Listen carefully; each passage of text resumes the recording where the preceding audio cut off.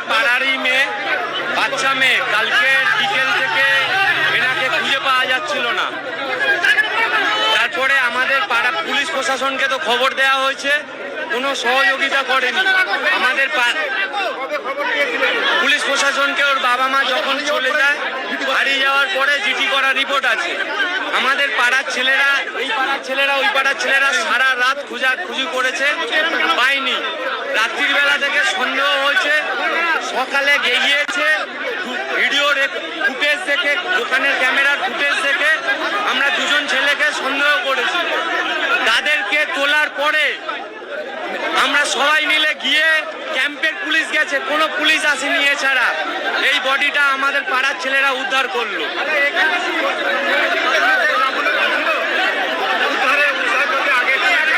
না, উদ্ধারে শুধু আমাদের ছেলেরা ছিল, আর ক্যাম্পের একজন ব্যক্তি ছিল, বয়স্ক ব্যক্তি। আমার নাম অরূপ নস্কর। মেয়েটাকে যা পজিশন বোঝা যাচ্ছে, কিছু ছেলে ছিল 4 জন, আনন্দ নাম, গোড়ে নাম, আমাদের এই সামনে ব্যাংকের পিছনে বাড়ি।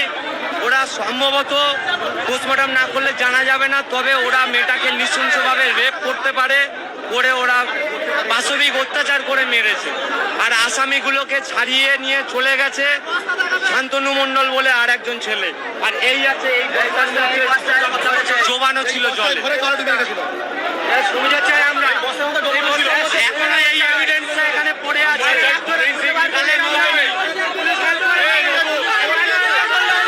তো বন্ধুরা, ভিডিওটি আপনারা দেখলেন। বারুইপুরের সূর্যপুরে এক নাবালিকাকে ধর্ষণের পর খুন করার অভিযোগ ঘিরে তীব্র চাঞ্চল্যকর ছড়িয়েছে। এই খবর সামনে আসার পর শুধুমাত্র পশ্চিমবঙ্গ নয়, গোটা দেশ জুড়ে ক্ষোভের আবহাওয়া তৈরি হয়েছে। কিন্তু আমি আজ শুধুমাত্র এই ঘটনাটা বলবো না, আমি আজ একটা প্রশ্ন রাখতে চাই। আমরা আসলে কোথায় যাচ্ছি বা কোথায় যেতে চাইছি? প্রযুক্তিতে এগোচ্ছি, বড় বড় বিল্ডিং হচ্ছে, নতুন নতুন রাস্তা হচ্ছে, সবাই উন্নয়নের কথা বলছি, কিন্তু একজন মেয়ে যদি নিরাপদে বাঁচতে না পারে, তাহলে সেই উন্নয়নের মূল্য কী? বন্ধুরা, এইখানে সবচেয়ে ভয়ঙ্কর বিষয় হলো, এই ঘটনায় একাধিক ব্যক্তি জড়িত থাকার অভিযোগ রয়েছে। আর এখানেই আমার প্রশ্ন, একজনেরও কি বিবেক জাগলো না? একজনের কি মনে হলো না যে মেয়েটির সঙ্গে এমনটা করা হচ্ছে, সেও কারো আদরের সন্তান, সেও কারো বোন, কারো স্বপ্ন, কারো পৃথিবী? একটা মুহূর্তের জন্য কি তাদের হাত থেমে যায়নি?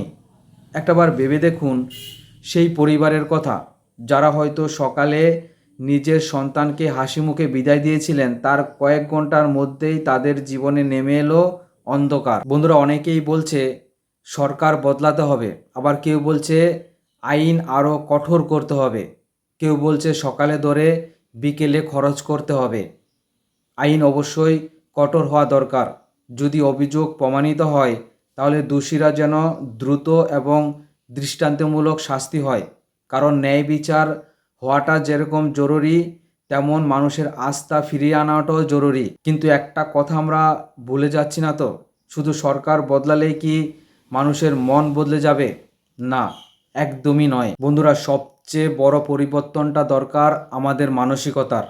একটা ছেলে যখন বড় হয়, তখন তাকে শুধুমাত্র পড়াশোনা নয়, একজন নারীকে সম্মান করতে হবে, সেটাও শেখাতে হবে। শেখাতে হবে শক্তি মানে কাউকে ভয় দেখানো নয়, শক্তি মানে অন্যকে সম্মান করা। পরিবার, স্কুল, সমাজ, সবাইকে এই দায়িত্ব নিতে হবে।